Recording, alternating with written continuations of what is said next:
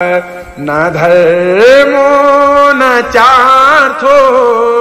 न कामो न मोक्षा न धर्मो न चार्थो न कामो न मोक्षा चिदानन्दरूप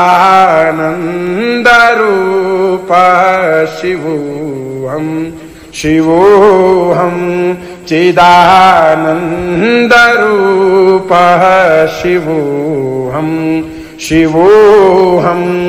न पुण्यं न पापं न सौख्यं